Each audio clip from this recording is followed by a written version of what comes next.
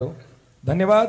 माणसानं माणसासारखं जगण्यासाठी कधी कधी बाळ व्हावं, हरवलेल्या गर्दीतही विचारांची नाळ व्हावं, आपण एक बीज व्हावं पेरून उगवण्यासाठी आणि पुन्हा एक कोंब व्हावं उगवून पेरण्यासाठी। मला वाटतं उगवणं ही ज्याला जमून जातं, दिव्यांगांच्या आणि शेतकऱ्यांच्या आनंदात सुखदुःखात ज्यांचं मन रमून जातं, असं सर्वांच्या सुखदुःखात रमणारं व्यक्तिमत्व पुसतात दिव्यांगांचे आणि शेतकऱ्यांचे रडू असे आपले बच्चू भाऊ कडू यांच्यासाठी एकदा जोरदार टाळ्या मनापासून साहेबांना विनंती करतो या मंचाला आपण संबोधित व्हावं।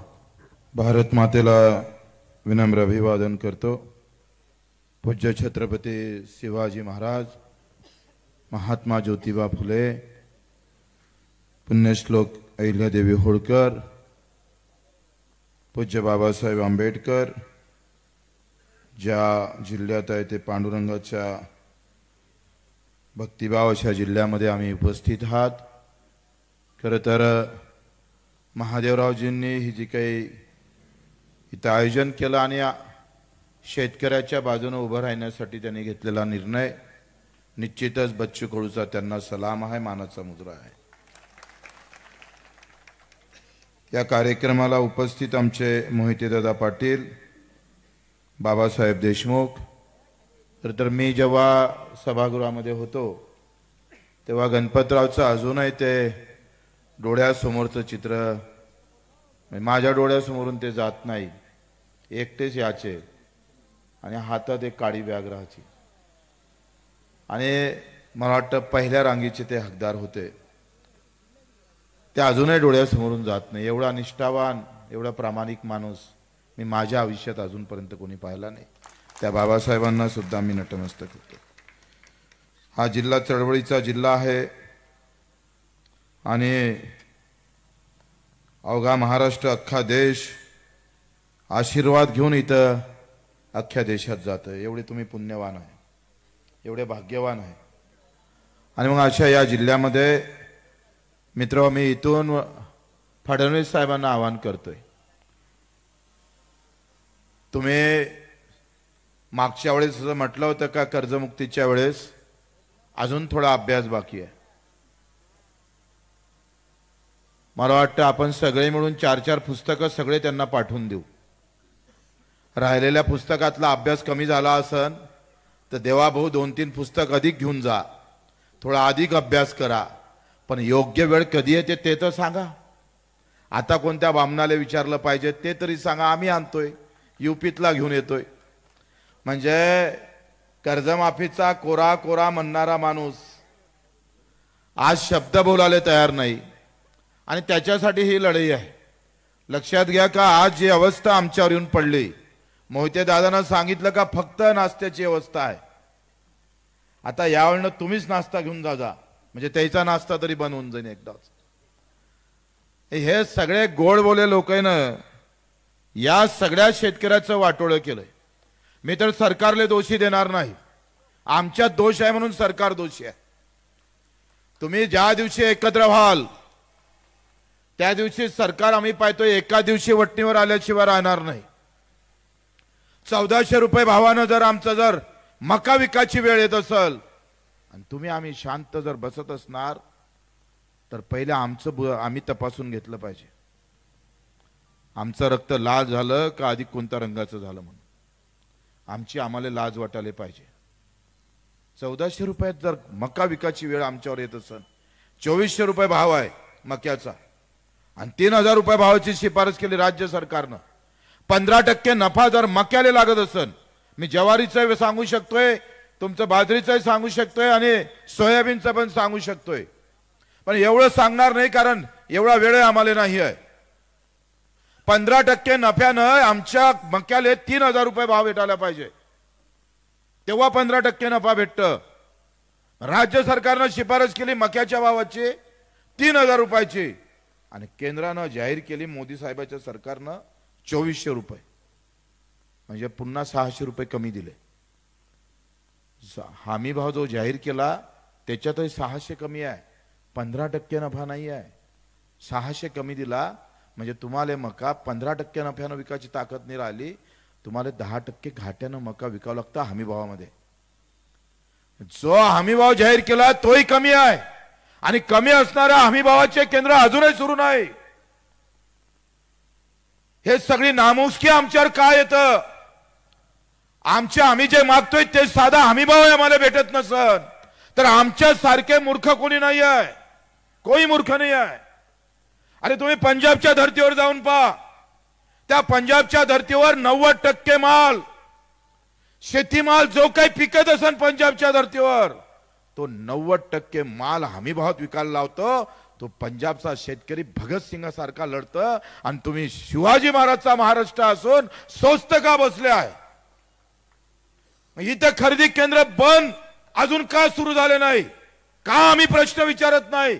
का आम्ही रस्त्यावर येत नाही? हे जर पंजाब मध्ये झालं असतं ना भाऊ, तर एवढे लोक तहसील मध्ये जाऊन जरी बसले असते ना तरी तालावर आले असते. पण कोणाला फुरसतच नाहीये. भेटू द्या आधी. काय 1000 रुपयाने भाव केले तर तुम्ही काय करणार आहे? समजून घ्या, मका तुमचा 1000 रुपये भावानं विकावा लागला, तुम्ही काय करू शकताय? काय आहे कोणाची तयारी? काही बाहेर निघायची तयारी आहे का? मी महाराष्ट्रभर फिरत असताना हा प्रश्न नेहमी विचारतोय, का एवढे भाव खाली जाऊन सुद्धा कोणी भांडारे तयार का बाहेर येत नाही? का लढत नाही तो? का एवढी नामर्दांगी आली का आमची? आम्ही लढणं सोडलं आहे का? जातीपाती धर्माशिवाय आम्हाला काही समजत नाही का? अरे ज्या जातीचं तुम्ही बोलताय तो आमचा शेतकरी सगळ्याच जातीत आहे, विसरू नका. तो धंगरात आहे, तो तेल्यात आहे, माळ्यात आहे, पाटलात आहे, मराठ्यात आहे, आम्ही पाहतोय दलितामध्ये आहे, मुसलमानामध्ये आहे, हिंदूमध्ये आहे. प्रश्न जातीचे तेवढे महत्वाचे आहे, त्याच्यापेक्षा महत्वाचे शेतकऱ्याचे प्रश्न आहे. आणि बच्चू कडूचा दावा आहे, जर आम्हाला शेतीमालाचे भाव जर चांगले भेटले तर आरक्षण नाही, आम्ही तुम्हाला नोकरी देऊ, एवढी ताकद आमच्या मनगडात आहे. हे विसरता कामा नाही. आम्ही हे लढे लढताना मागं पुढे पाहण्याची गरज नाही. 350 गुन्हे दाखल आहे आमच्यावर.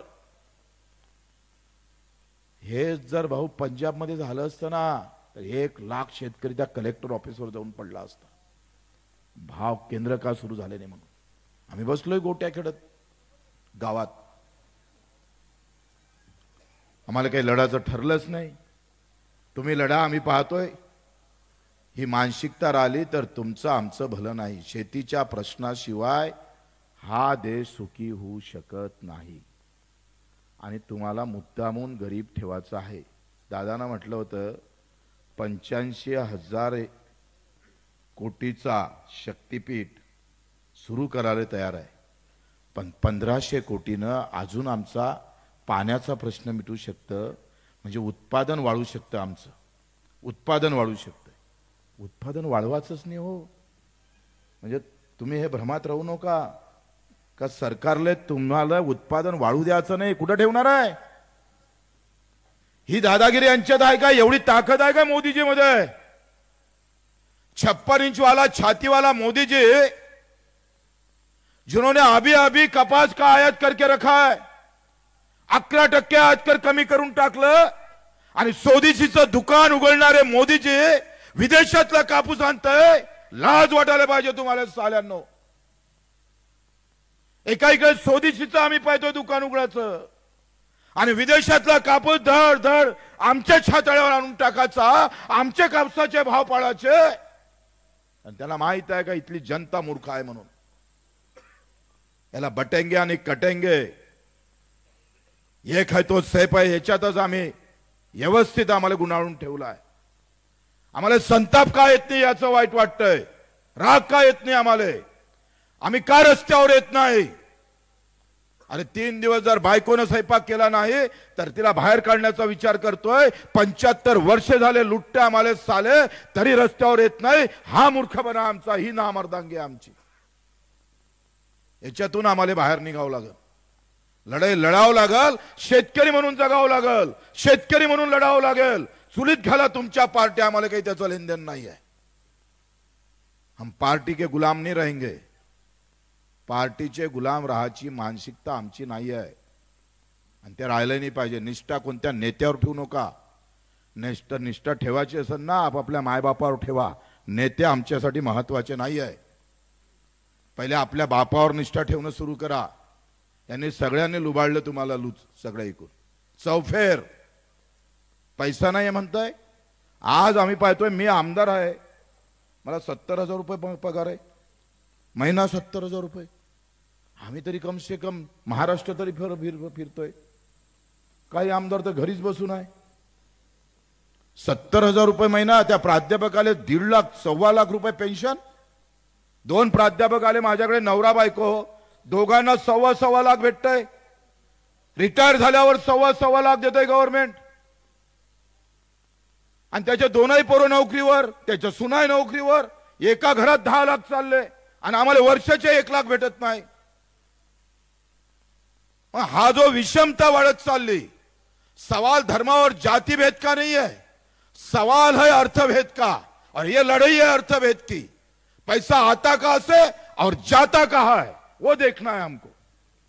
ज्या दिवशी तुम्ही सांगतोय इतिहासापेक्षा अर्थशास्त्राकडे लढांना, अर्थशास्त्राचा विचार करांना, त्यावेळी सरकार तालावर आल्याशिवाय राहणार नाही. पैसा येते कुठून जाते कुठं ते फार महत्वाचं आहे.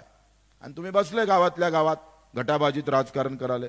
याचा झेंडा घेऊ का त्याचा झेंडा घेऊ. अबे शेतकऱ्याचा झेंडा घेणं पहिले, मग बाकीचं जाऊ दे, बाकीचा झेंडा. ही मानसिकता बदलावं लागन. महादेवरावजी जानकर साहेब जर या सगळ्या गोष्टीचा विचार करून या शेतकऱ्याच्या लढ्यामध्ये जर महाराष्ट्रभर फिरत असेल आणि आम्ही गावात जरी चर्चा करत नसेल तर त्यांच्या फिरण्याला महत्व येत नाही. ही पैशाची लढाई अतिशय जिगरीनं आणि हुशारीनं लढावं लागणार आहे. एका क्विंटल मागं, मक्या मागं जर तुमचे 1,500 रुपये कमी झाले आणि 15 क्विंटल जर मका एका एकरात आला तर 15,000 रुपये तुम्हाला कमी भेटले, लक्षात घ्या. हे हमी भावानं बोलतोय. तसं जर पाहिलं तर 3,000 म्हणजे 2,000 कमी आहे. एका क्विंटल मागं 2,000 म्हणजे 30,000 तुम्हाला कमी भेटले. एका गावात जर 1,000 एकर जमीन मक्याची पेरली तर तुम्ही आम्ही पाहतोय 10 कोटीचं नुकसान एका गावचं आहे. आणि 50-60 लाखाचा रस्ता केला तर सरकार आम्ही पाहतोय, आम्ही सरकारचं सत्कार करायला तयार राहतोय. गणित इथंच चुकलंय आमचं. लुटलं जास्त आणि दिलं कमी. अजूनही शेतकरी का गरीब आहे याचं कारण, अर्थकारण असं आहे का मी सगळं पाहिलं. 64,000 कोटी रुपये एकट्या मुंबईला दिले बजेटमधले. 64,000 करोड. त्या मुंबईचं स्वतःचं बजेट आम्ही पाहिलंय तर तेच मला वाटतं 1 लाख कोटीचं आहे. ज्या मुंबईत पहिलेच पैसा आहे, जी देशाची आर्थिक राजधानी आहे, त्या मुंबईला महाराष्ट्राच्या बजेटमधून 24,000 कोटी जातं आणि पुऱ्या महाराष्ट्राच्या ग्रामीण भागाला फक्त 25,000 कोटी भेटतंय. छत्रपतींना आम्ही जास्त, संख्येनं आम्ही जास्त, पण पैसे कमी भेटताय आम्हाला, जास्त कमी. सगळ्यात कमी पैसे आम्हाला भेटताय. शेतकऱ्याची संख्या जास्त, मेहनत जास्त, आवाज जास्त, मतदान जास्त. आणि आमचा व्यवसाय गुन्हाकाराचा आहे. 1 दाणे टाकले तर 1000 दाणे तयार होते. नफ्यात तर आम्ही राहिले पाहिजे होते, पण कंपनीवाला नफ्यात राहत आहे. हे सगळं जुगाड येतं कसं, हे सगळी लूट होते कशी, याला आम्ही दोषी आहे, सरकार दोषी नाही आहे. मला पत्रकार विचारायचे आहे, बच्चूभाऊ तुम्ही आंदोलन केलं, उपोषण केलं आणि याच्यामुळे काही सरकार तालावर येणार आहे काय. म्हटलं बिलकुल तालावर येणार नाही. आम्ही दोघंही, जानकर साहेब असन, मोहिते साहेब असन किंवा देशमुख साहेब असेल, आम्ही सगळ्यांना जरी लढलो 4 जण मिळून, काही होणार नाही. जेव्हा शेतकरी म्हणून तुम्ही येणार ना तेव्हा सरकार घुटण्यावर आल्याशिवाय राहणार नाही. हा बच्चूकडचा दावा आहे. ही लढाई सगळ्यांची आहे. जाती पाती पार्टीचे बंधनं सोडून आम्हाला एकत्र व्हावं लागेल. आणि जेथपर्यंत तुम्ही ते सगळे बंधनं सोडून येत नाही, तुम्ही राहा कुठल्याही पार्टीत, राहा कुठल्याही जातीत, तो काही म्हणायचं नाही. झेंडा कोणताही लावा, पिवळा लावा, हिरवा लावा, निळा लावा का हिरवा लावा का भगवा लावा, त्याचं आम्हाला काही लेनदेन नाही आहे. रंगाची लढाई नाही आहे. तो झेंडा बनतं ना त्या कापडापासून, आणि कापड जो कापूस बनतं ना तुम्हाला बाप शेतकरी पिकवतं, त्याला भाव नाही. झेंड्याले भाव आले, झेंड्याच्या रंगाले भाव आले, पण कापसाले भाव नाही भेटले. हा खरा तर प्रश्न आहे. आणि हा प्रश्न जेथपर्यंत तुमच्या डोक्यात येणार नाही तोपर्यंत आमच्या लढण्यात काही अर्थ नाही आहे. वैचारिक पातळी आम्ही पाहतोय, वैचारिक गाठ आमची पक्की झाली पाहिजे. विचाराची गाठ पक्की नाही म्हणून आमचं सगळं वाटोळं व्हायला लागलेलं आहे. द्राक्ष उत्पादक आम्ही पाहतो, डाळिंब उत्पादक शेतकरी आहे. सरकारनं एक जरी नियोजन केलं असतं, निर्यातीसाठी जरी सबसिडी दिल्या असत्या, ज्या व्यवस्था आम्ही पाहतोय हिमालयातल्या हिमाचल प्रदेशातल्या सरकारनं केलं. तिथं हळदीला हमी भाव दिला. पहिलं देशातलं पहिलं राज्य आहे हिमाचल प्रदेश. तिथं सगळ्यात जास्त हळद होत होती. त्या हळदीला 9,000 रुपये केंद्राची MSP नाही, राज्याची MSP आहे. आम्हाला काय झालंय? आता काल मी टीव्हीवर पाहत होते, मुख्यमंत्री एवढे लबाड बोलत होते. एवढा लबाड बोलणारा देशातला पहिला मुख्यमंत्री देवाभाऊ असेल. एवढा लबाड बोलतो माणूस. काय बोलले का आम्ही आता सोयाबीनचे केंद्र सुरू करतोय. आत्ता करतोय आणि आता आम्ही प्रस्ताव पाठवला म्हणे. म्हटलं भरणे मामाला मी फोन केला, लागला नाही. म्हटलं मामा थोडीशी तर भाषेचा विचार करा ना. तुमचा मुख्यमंत्री म्हणतोय आत्ता प्रस्ताव पाठवला केंद्राला. 10 लाख टन आम्ही सोयाबीन खरेदी करण्याचा प्रस्ताव आत्ता पाठवला. मोदीजीला जाग कधी येईल आणि ते मंजूर कधी भेटन, मग खरेदी कधी सुरू होईल, तेपर्यंत सोयाबीन तर हातून चाललं हो तुमच्या. 3,000 रुपये भावानं सोयाबीन विकावं लागले. आज मका 1,500 विकावं लागतं तरी तुमची तडपायातल्या मस्तकात जात नाही. 15 रुपयासाठी भांडणारा 50 रुपयासाठी एखाद्या ऑटोवाल्यानं पैसे कमी घेतले, जास्त घेतले तर भांडता तुम्ही. आणि तुम्हाला जाग्यावर चाट मारतय. तुम्ही लढायलाच तयार नाही आहे. सुस्त बसले आहे तुम्ही, शांत आहे. कधी कधी तर तुम्हाला पण मला भीती वाटते का तुमच्या याच्यात जास्त वावरलं तर मी थंड नाही होऊन जाऊ. कारण तुमच्या सभा घेता घेता मलाच थंड व्हायची वेळ आली. एवढे थंडे कसे आहो आम्ही? काय कारण आहे? अरे आम्ही जर आज मेळावा घेतोय महात्मा ज्योतिबा फुलेंच्या नावानं, महात्मा फुलेच्या शेतकरी आसूड या पुस्तकामध्ये वाचा. कलम लिखने वाले भी कसे ही होते हैं, कलम लिखने वाले भी कसे ही होते हैं. मला आत्ता पटलं ते, आत्ता समजलं. मला वाटलं फक्त ते सुरा चालवणाराच कसंही आहे का, बोकड्याला धरला आणि कापला, बलिदान केलं तो झाला कसं असं नाही आहे. लोक कलम से भी खून करते हैं. लिखण्यानं पण हजारो लोक मरते रे. सोयाबीनचं तेल आयात केलं, मेलो ना. ते GMचं बोला घेतलं तेल. आम्हाला सोयाबीन GMचं बियाणं पेरू देत नाही आणि विदेशातलं सोयाबीनचं GMचं बियाणं तेल चालतंय आम्हाला. ते आम्ही खपून घेतोय. तो अमेरिकेवाला ट्रम्प यांच्या छातीवर बसतं आणि हे भाऊ नमाज पडतंय तुमची तिकडे. तिथे जाते कुठे तुमची दादागिरी? का गए बटेंगे और कटेंगे. अरे आज मरणारा शेतकरी हा हिंदू नाही तर काय मुसलमान आहे का? तो सगळ्यात जास्त हिंदू आहे आणि तो निवडणुकीच्या वेळेस हिंदू होता. आता फक्त काय शेतकरी झालाय? लाज वाटायला पाहिजे साले हो तुम्हाला. केंद्रात सत्ता तुमची, राज्यात सत्ता तुमची आणि मरणारा शेतकरी सुद्धा बहुसंख्येनं हिंदू आहे. रोज मरते 12 ते 13, 14 मेल्याशिवाय, आत्महत्या केल्याशिवाय या महाराष्ट्रातला दिवस जात नाही. आणि तरी सुद्धा आम्ही सोचताय, याचा राग जास्त आहे आम्हाला. मला तर तुमच्यावरच मोर्चा काढावा लागेल एखाद्या दिवशी तुमच्या घरी येऊन, का तुम्ही का थंड आवा म्हणून इतके.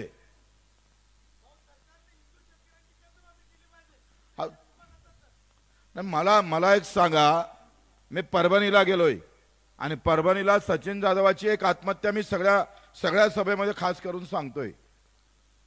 3400 रुपयामध्ये सोयाबीन विकावं लागली आणि त्यातले अर्धे पैसे व्यापाऱ्याने दिलेच नाही. अर्धे मागायला गेला तर व्यापारी म्हणे लात मारण डबल याचं नाही.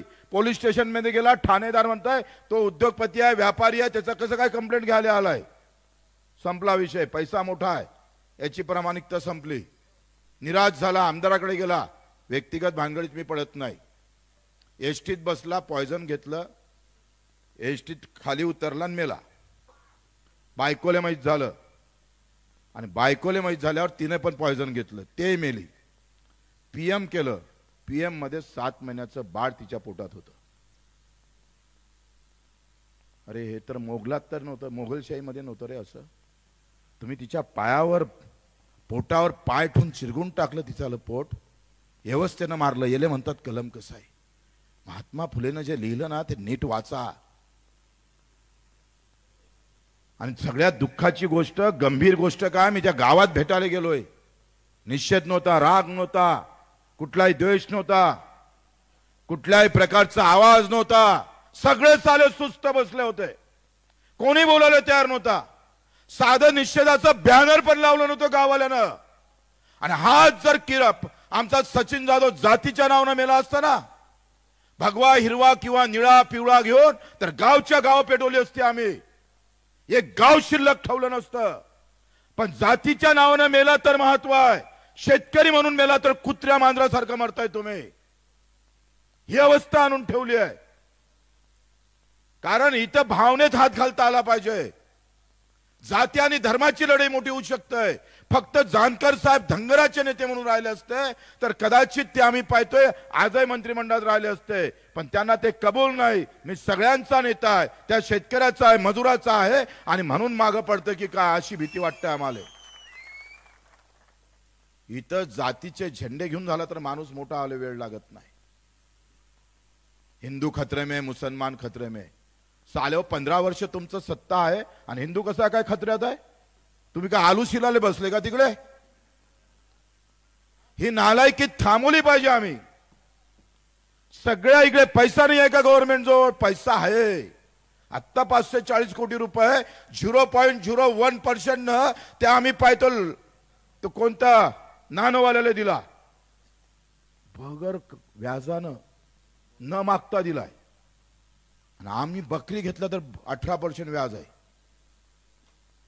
सुषमा फायनान्स वाले जर तुम्ही पाहिले गावागावात फिरले ना, 26% व्याजाचा दर जातो. 26% वसूल करतो तुमच्याजवळ. रिलायन्स वाल्याचे आता 48,000 कोटी माफ केले. पैसा आहे. 7.5 लाख कोटीचं बजेट आहे. 7.5 लाख कोटीच्या बजेटमध्ये फक्त शेतकऱ्यासाठी फक्त शेतकऱ्यासाठी 9,000 कोटी ठेवले सरकारनं. 9,000. आणि बाजूनं तेलंगणा आहे, 3.5 लाख कोटीचं बजेट आहे, 45,000 कोटी ठेवले. तिकडे माझ्या बाजूने MP, तिथे भावांतर योजना सुरू केली. मका दर पेरला आणि हमी भाव जर 2400 असन आणि 1500 रुपयात मका विकावा लागला असन तर उरलेले पैसे MP चं सरकार देतं. हे आमचे हुशार मुख्यमंत्री, सगळ्यात हुशार. फक्त पाळापाळीमध्ये, इकडल्या तिकडल्या गोट्या फिरवण्यामध्ये. शेतकरी म्हणून नाही, शेतकऱ्याच्या बाजूने म्हणून नाही. काय बोलले माहित आहे का? खरेदी केंद्र आता आम्ही प्रस्ताव पाठवला, आता तुमच्या नोंदी घेऊ. मक्यावाल्याचं तर बोललेच नाही, सोयाबीनचे बोलले. ते कलेक्टर कोणून ठेवला म्हणून. आणि सांगितलं आम्ही का तर तुम्ही सुरू जर केलं नाही तर पालकमंत्र्याची गाडी फोडल्याशिवाय राहणार नाही. फोडू आम्ही. 350 पहिलेच गुन्हे दाखल आहे. अजूनही व्हायला काही हरकत नाही. मायनं पहिलेच सांगितलं तर 350 न जमणार नाही, 1000 झाले पाहिजे. ही लढाई निवड राजकारणासाठी नाही आहे, लक्षात घ्या. आम्ही जे काही रक्ताचं पाणी करतोय, रात्रीचा दिवस करतोय, महाराष्ट्रभर फिरतोय, एक शेतकरी सुखी नाही. केळीवाला तुमच्या इकडला बरा असन, पण जळगाववाला मेला ना. 300 रुपये क्विंटलनं विकावं लागले केळी. हापूस आंबेवाला भेटलाय तिकडे. आम्ही तिकडे कोकणात गेलोय, तिकडे काजूवाला भेटलाय. मी 4थ्या वर्गात काजू खाल्ले होते. म्हटलं काजूवाला लई महाग चांगला असन, शेतकरी सुखी असन, तोही पाय घासून मरतोय तिकडे. शेतकरी नावाचा माणूस श्रीमंत होऊ शकत नाही तुम्ही असे राहिले तर. तुम्ही जर जाती पाती धर्मात जर भांडत राहिले तर तुमचं काही खरं नाही आहे. तुम्ही कधी उचलून नेन इथून तुमचं तुम्हालाच माहीत. एकही जण निवडणुकीच्या काळात भावाचं बोलत नाही. आमदार किंवा निवडणूकवाले जर गावात आले, प्रचार आले, आम्ही कधी बोलतोय का हो मक्याले भाव भेटणार काय? डाळिंबासाठी काही योजना आहे का? हा शरद जोशीला पाडलं ना आम्ही. जीवाचं रान केलं बिचारांनी. काय कमी केलं शरद जोशी साहेबांना? बाबासाहेबांना पाडलं, आंबेडकर साहेबांना. आग घासून माफी मागावं पुऱ्या राज्यानं. एवढ्या विद्वान माणूस पाडला आम्ही. शरद जोशी साहेब रान फिरले. तिकडलं आम्ही पाहतोय स्वित्झर्लंडचा नोकरी सोडून इकडे आले. रात्रीचा दिवस केला. स्वतःच्या घरावर आम्ही पाहतोय तुळशीपत्र ठेवलं. त्यांच्या पत्नी आत्महत्या करून मेल्या. आणि वर्धेत मात्र शेतकऱ्यानं पाडले. 34 वर्षाच्या पोरानं पाडले. कारण जातीचा नव्हता. तुम्हाला जातीचा पाहिजे रे. जातीशिवाय पन्ना हालत नाही आमचं. कामाची आम्हाला गरज राहिली नाही. जात दाखवली का मतं जर भेटायला लागले तर कामासाठी आणि या सगळ्या लढाईसाठी लढण कोण कोण लढणार आहे?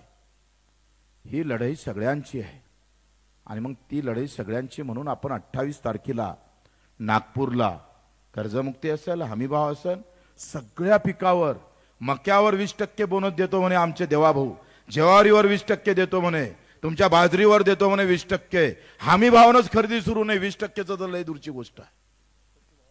म्हणजे हे असे बदमाश आहे का लग्नाची पत्रिक देतं पण तारीख टाकत नाही पत्रिकेवर, असे बदमाश आहे.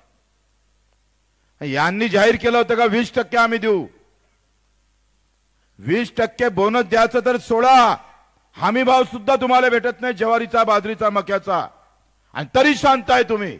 याचं नवल जास्त आहे.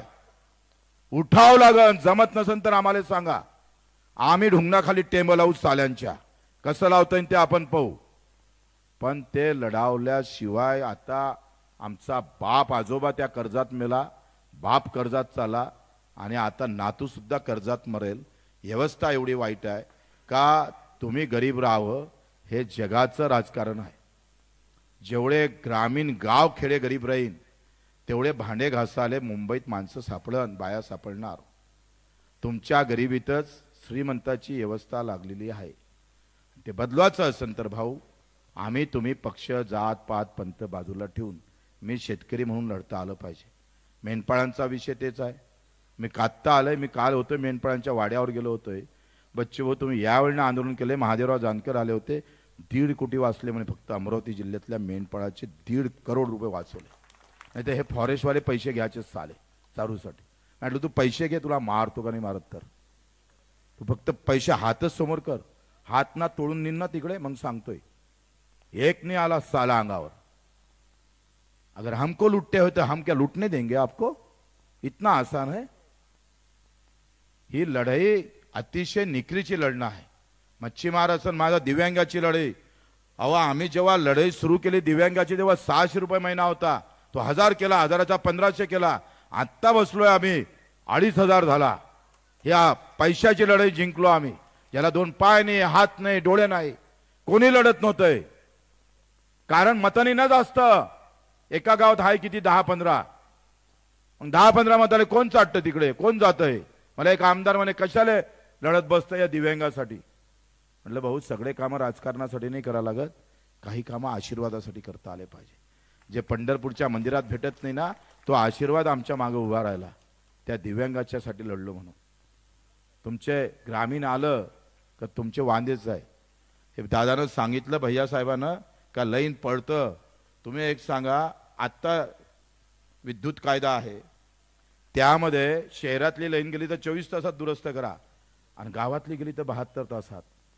तुमची अवकात पा का आहे, तर तुमची अवकात आहे असं वाटतं?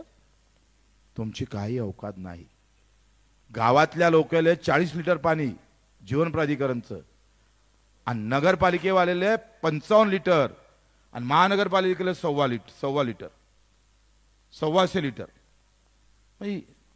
पाणी सगळे सारखं लागतं, पण गावात गेलं का पाणी कमी, शहरात गेलं का जास्त.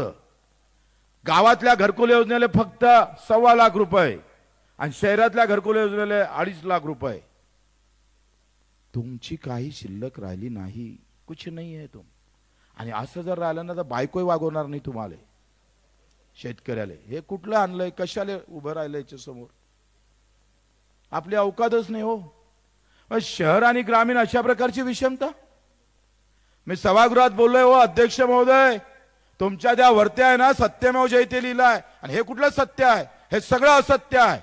आणि आम्ही भांडलोय, अन्नत्याग आंदोलन केलं. आता आमच्या ग्रामीण भागातल्या घरकुलाला 2 लाख भेटायला लागले.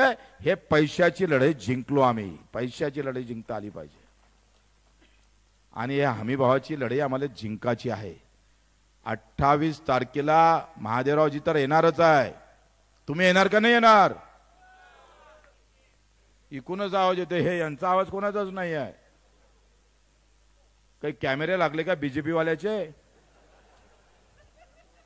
अरे येणार आहे का नाही आहे? 28 तारखेला पूर्ण नागपूर जाम करून टाकायचं आहे. बच्चू कडूचं नेतृत्व म्हणून नाही, आम्ही तुमच्या नेतृत्वात लढायला तयार आहोत. शेतकरी म्हणून लढायला तयार आहोत. आणि मग तुम्ही जर 28 तारखेला मुक्कामी यायचं आहे.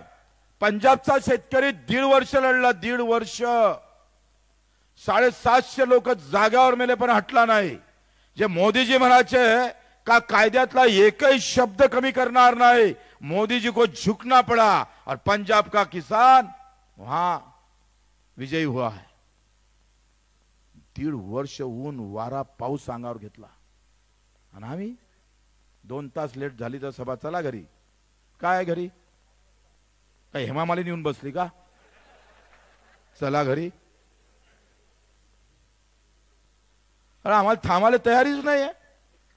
थांबावं लागेल, रेटावं लागेल. 300 दिवस शेतीत काम करतोय, 15 दिवस रस्त्यावरून काम करा.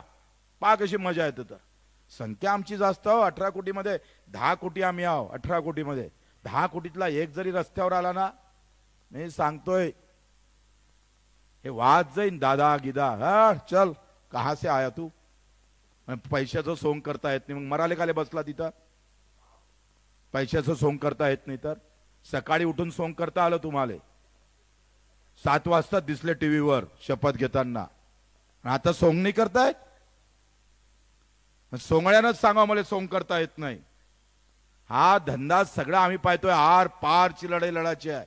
आणि आम्ही महादेवराव जानकर आम्ही असन, राजूजी शेट्टी असन, नवलेजी असन, बच्चूकडून मेला तरी बेहतर, पण आम्ही आंदोलन माग घेणार नाही. ताकदीनं आम्ही ते लढू. कुछ भी हो जाए. हे जाती पातीच्या सगळ्या भानगडी तुम्ही उभ्या करा, पण शेतकरी म्हणून जेव्हा बाहेर निघान तेव्हा तुम्हाला सगळं आम्ही सांगतोय तुम्हाला आवरणं कठीण होऊन जाईल. तुम्ही थांबू शकणार नाही लढाई. आरक्षणामध्ये जे लढाई तुम्ही सुरू केली, तुम्ही जे काही डोकं वापरलं, सगळ्या प्रवर्गात लढाई सुरू करून टाकली. एकही प्रवर्ग सोडला नाही. सगळ्याच्याच भानगडी सुरू केल्या. 4.5 लाख आम्ही पाहतो नोकऱ्या लागन येत्या 20 ते 30 वर्षात. 4.5 लाख. 4.5 लाख मध्ये एका 1500 घरामागे एकाला नोकरी लागन. 18 कोटी आहे आमची जनता. 18 करोड मध्ये 1500 मधून एका नोकरी भेटणार आहे. ती लढाई लढलोच पाहिजे, काही विषय नाही आहे. पण त्या लढाईपेक्षा आमची हमीभावाची लढाई महत्वाची आहे. ते जर भाव भेटले तर अख्खं गाव सुखी होऊ शकतं. आणि त्याच्यासाठी ही लढाई मोठी करायची आहे. आपण सर्वजण खरं तर एवढ्या संख्येनं आले. दोनही इकून आहे, याय बाजून आहे आणि याय समोर पण आहे. पूर्ण व्ही आहे. आणि ह्या आंदोलनाचा व्ही आहे, हा विजयाचा व्ही आहे. आपलं आंदोलन सक्सेस झाल्याशिवाय राहणार नाही. अशा पद्धतीची शेवटची सभा आहे. म्हणजे मी 150 सभा घेतल्या, ते 191वी सभा इथं आम्ही समाप्त करतोय. आता डायरेक्ट आंदोलनच आहे. इकून गेल्यावर मला इथं यायला 11 तास लागले. पंढरपुरातून आलो, फसलो आम्ही.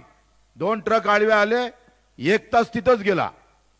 पंढरपूर पुरा महाराष्ट्र तिथं येते. दरवर्षी 1000 कोटी टाकतंय, पण अजूनही रस्ते पाहिले तर खड्ड्याशिवाय दिसत नाही. या सगळ्या व्यवस्थेमध्ये 150 सभा 191वी सभा इथं घेतोय. 8 दिवस उपोषणाला बसलोय. 200-300 किलोमीटर पायी चढलोय. आणि आता रायगडाचं उपोषण सुरू केलं, तिथं आम्ही 3 दिवस बसलोय. आता हा शेवटचा समारोप आहे. म्हणजे तुम्ही जर आले नाही तर हे 7 महिन्याची मेहनत सगळी झिरो होऊन जात आहे. आता ते तुमच्यावर आहे भाऊ. बच्चू कडूले काही दादा म्हणत होते आमचे जानकर दादा का मुख्यमंत्री, मला मुख्यमंत्री वगैरे काही व्हायचं नाही. बच्चू कडू म्हणजे लय झालं हो आमच्यासाठी. का हा आमदार की जरूरत आहे. अरे आमदार असताना बाहेर निघता येत नव्हतं, आता पडलं म्हणून बाहेर निघता येतो. अब मजा आएगी ना, अब मजा आएगी.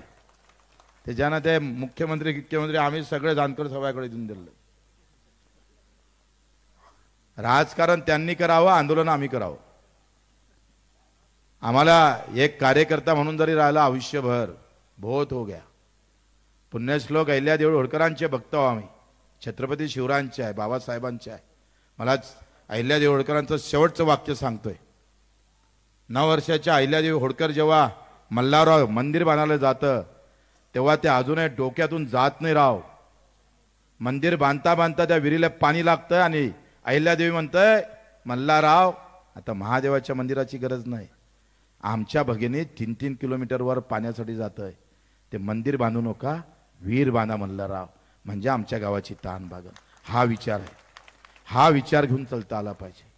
जिजाऊनं आपले लेख 3 संभाजी गमावले. पहिला संभाजी देर गमावला, दुसरा संभाजी पोर गमावलं आणि तिसरा संभाजी नातू गमावला. तरी जिजा मागं हटली नाही. ही रयतेचे कसे राजे असले पाहिजे, रयतेचं हित कसं पाहिलं पाहिजे हे लक्षात घ्या. म्हणून महापुरुषांच्या नावानं जातीचं राजकारण केल्यापेक्षा त्यांच्या विचाराचं राजकारण झालं पाहिजे. आणि जेव्हा विचाराचं राजकारण होईल तेव्हा का मी सांगतोय सगळी परिपाठ बदललेला दिसल. आमचं राज्य येईल, बळीचं राज्य येईल. विष्णूनं अवतार घेतला वामनाचा आणि वामनानं बळीराजाच्या डोक्यावर पाय ठेवला आणि पातळात घातला. कित्येक वर्षाची कथा आहे का हकीकत आहे मला माहित नाही, पण आजही पातळातच आहो मी, मरतोच. तुम्ही लुटासाठी ठेवलाय. कोण म्हणते तुमच्यासाठी देश चालतंय म्हणून? तुम्ही देशात लुटासाठी ठेवलेला वर्ग आहे, लक्षात घ्या. रात्रभर झोपून विचार करा आणि मला फोन करा. नाही समजलं तर मी तुम्हाला स्पेशल दिवस देतोय, सांगतोय तुम्हाला समजून. तुम्ही लुटासाठी आहे. किसान शेतकरी म्हणजे लुटो, जितना लुटना है उतना लुटो. सगळे ऐकून या सगळ्या शेतीच्या मध्ये बियाण्या कंपन्या उभ्या राहिल्या, खताच्या कंपन्या उभ्या राहिल्या, औषधीच्या कंपन्या उभ्या राहिल्या, अवजाराच्या कंपन्या उभ्या राहिल्या. शेतकरी उभा नाही राहिला, राजकारणी माणूस उभा राहिला शेतीच्या प्रश्नावर. शेतकरी नाही उभा राहिला. आणि मग शेतकरी उभा करायचा असेल तर आंदोलनाशिवाय पर्याय नाही. 28 तारखेला यायचं आहे सगळ्यांना मजबूत. पण जोरानं एकदा नारा देऊ. नाही आता संपले, लंके साहेब वाट पाहायची गरज नाही. हा ठीक आहे. एकदा जय जवान. थोडा हात वरते करा. बीजेपीचे असले तरी काय हरकत आहे, 5-10 मिनिटं करा ना. जय जवान, जय किसान. अरे जय जवान, जय किसान. धन्यवाद भाऊ. अहिल्यानगरचे खासदार निलेश लंके आपल्याला मोबाईलवर, आता ते आलेत पण अर्धा तास लागेल. बच्चू भाऊ संपलं त्यामुळे ते मोबाईलवर बोलतील. हा लंके साहेब बोला. मी सर्वप्रथम उपस्थितांची आणि व्यासपीठावरील सर्व नेते मंडळींची दिलगिरी व्यक्त करतो की मला ट्रॅफिकच्या कारणामुळं आणि काही ठिकाणी रस्त्याचे काम चालू असल्यामुळे मी पोहोचू शकत नाही. तर मला अजून 1 तासाचा वेळ दाखवित आहे, त्यामुळे मी फोनवर त्या ठिकाणी आपल्याला संबोधित करतो. आपले सर्वांचे नेते खऱ्या अर्थाने शेतकऱ्यांसाठी ज्याने गेले 4 ते 5 महिन्यापासून आपला पूर्णपणे शेतकऱ्यांच्या पाठीशी उभा राहण्याचा निर्णय घेतला आणि प्रत्येक वळणावर शेतकऱ्यांना त्या ठिकाणी मदत करण्याची भूमिका असणारे आपले नेते आदरणीय बच्चू भाऊ कडू त्या ठिकाणी उपस्थित होते. त्यांच्याच खांद्याला खांदा लावून काम करणारे आपला सर्वसामान्यांचा आधार म्हणून ज्यांच्याकडे आपण पाहतो असे महादेवजी जानकर साहेब. दुसरे आमचे सहकारी आणि सहकार क्षेत्र असो किंवा शेतकऱ्यांच्या बाबत नेहमी प्रत्येकाला मदत करणारे नेतृत्व म्हणून ज्यांच्याकडे पाहतो असे खासदार धैर्यशील भैया बाबासाहेबजी देशमुख यांच्या उपस्थितीमध्ये शेतकऱ्यांच्या न्याय हक्कासाठी जो लढा उभा केलेला आहे, शेतकऱ्यांचा 7-12 कोरा झाला पाहिजे. शेतकरी बांधवांना एकच सांगू इच्छितो की बच्चू कडू साहेबांनी जी थिंगी म्हणून त्या ठिकाणी सुरुवात केलेली, त्याचा वनवा पेटवण्यासाठी आपण सर्वांनी त्या सर्वांच्या पाठीशी उभा राहणं हे काम आपलं सर्वांचं काम आहे. कारण हे सरकार जर आपण पाहिलं तर शेतकरी विरोधी सरकार आहे. शेतकरी हा आपला सर्वांचा अन्नदाता आहे आणि तो अन्नदाताच आज उपासमारीची वेळ आली आणि त्या अन्नदात्याला आज आत्महत्या करण्याची वेळ आलेली आहे. त्यामुळं सर्व शेतकरी बांधवांनी एकजुटीने एकत्र येणं गरजेचं आहे. आणि आज आपण अतिशय चांगला शेतकऱ्यांचा मोर्चा या ठिकाणी काढला शेतकऱ्यांच्या न्याय हक्कासाठी. या पुढील कालखंडामध्ये सुद्धा अशाच ताकदीने सर्वांनी एकत्र राहावं. मी त्या ठिकाणी उपस्थित राहू शकलो ना, त्याबद्दल मी पुन्हा एकदा सर्वांची दिलगिरी व्यक्त करतो. जय हिंद, जय शेतकरी.